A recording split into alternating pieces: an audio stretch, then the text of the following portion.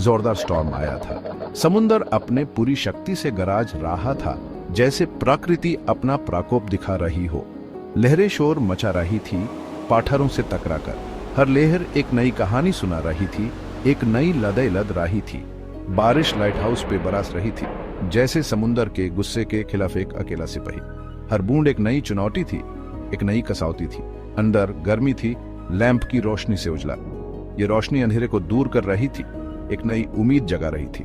पुरानी घाटी की टिक टिक खामोशी में गूंज रही थी।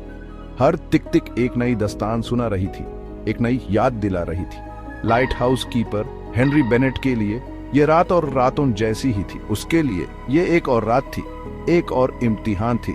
हर रात की तरह उसने अपने फर्ज को निभाया, अपने कर्तव्य को समझा। मैं एक नई उम्मीद जगी थी।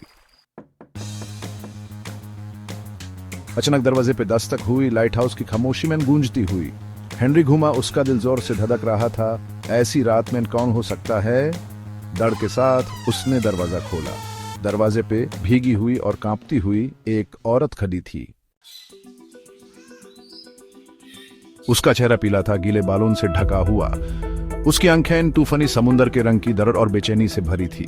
हेनरी, उसने कहा कांपती आवाज में। पहचाना मुझे?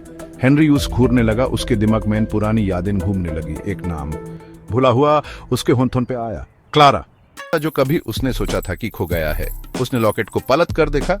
उसके पीछे कुछ और लिखा था, पर वो इतना पुराना था कि पढ़ना मुश्किल था। उसकी आंखों में आंसू आ गए। वो यादें जो कभी धुंधली हो गई थी, अब फिर से ताजा हो गई थी। उसने अपनी आंखों को पोंछा, पर आंसू रुकने का नाम ही नहीं ले रहे थे।